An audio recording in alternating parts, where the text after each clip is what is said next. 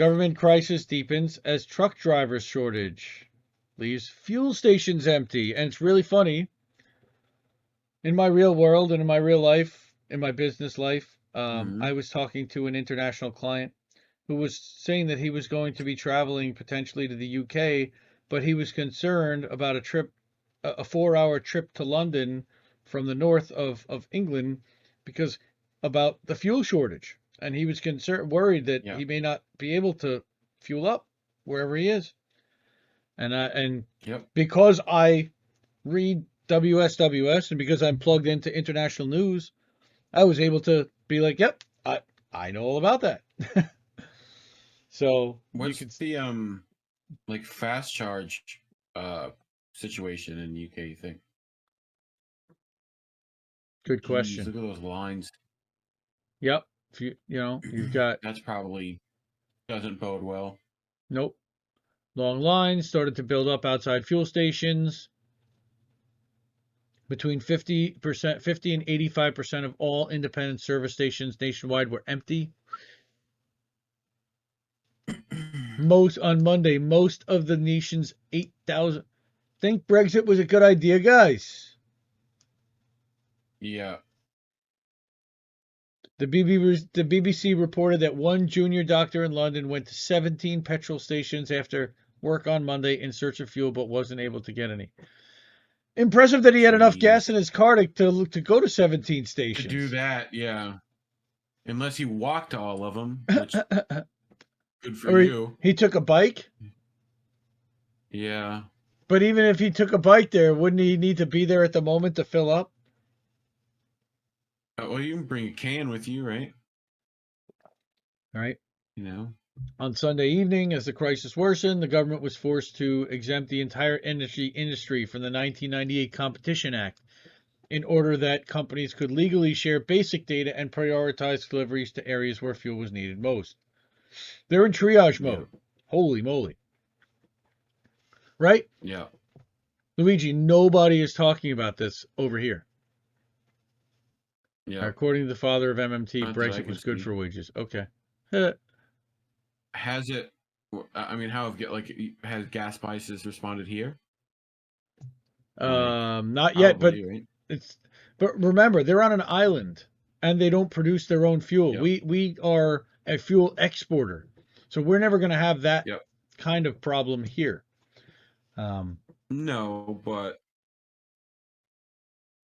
plus we're making a move just like they are away from fossil fuels.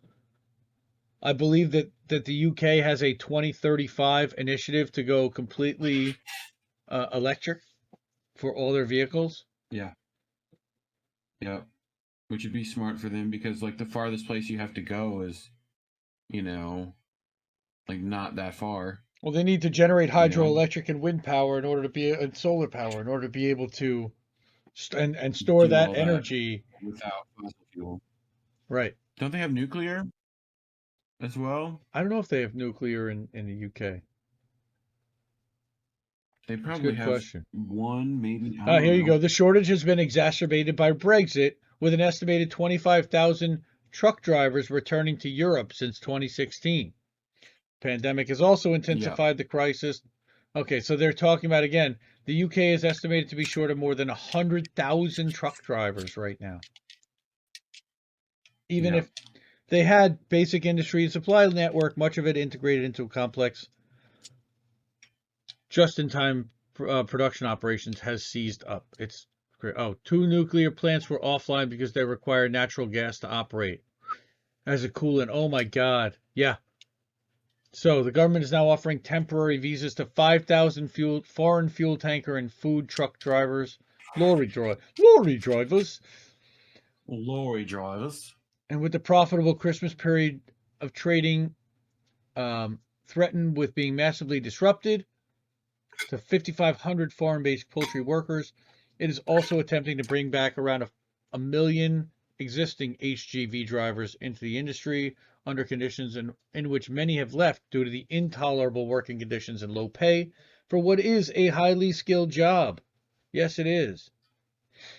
Plans were also announced to train 4,000 new HGV drivers under conditions in which there is now a backlog of 50,000 truck. Jeez. What this tells me, honestly, this is screaming market need for automated Mm-hmm. driving vehicles. That's that's what the Yeah, marketplace is but going to do. 50,000 missing truck drivers. What they're going to do is they're not going to replace the truck drivers. They're going to replace the trucks. they're just gonna replace the They're trucks. just Yeah. going to replace the trucks. Yeah. It's going to be cheaper in the long run to do that. Not only that, but in the end, the Yeah. trucks will all be programmed to never have accidents. And the question is, who's Yep. going to load and unload them and do all that? They'll figure all that out because there's Well, and billions of the dollars at theory stake. is that if you get everyone not driving themselves on particular streets, you could theoretically have bumper to bumper traffic going 80, 90, 100 miles an hour because the car can make those decisions way faster than you can, right? And you could be inches by cars and trucks and whatever. Yeah, I mean it's like if that's the case, you Yes, know. I agree, Oof. Darlene. Truckers are screaming about automation. It's a Yep. sad state of affairs, but that they are being automated out. And you can see Tesla Yep. and a couple of companies are working on driverless 18 wheelers Yep. that will be fully programmed and will be probably safer than the actual. And the drivers will hate for me to say that, and I kind of hate to say that at the same time, but the removal of human error always Sure. I mean, I think it was Stephen always removes Hawking in a Reddit deaths. thread one time was asked about what he thought about automation and AI and stuff like that, and he said, "Well, we've been increasing production for years now in a similar case, right, with technology, Hmm. and it's about those things are making profit for someone and no one is seeing it, you know, so you have to like reallocate all those profits to actually help people." And eventually you get to the point of enough automation that no one's having to do basic jobs. you know you could theoretically give people quite a bit. Yeah. Yep. Cabinet reshuffle was intended to be relaunched in the post-COVID era. uh yeah, this is that ain't good.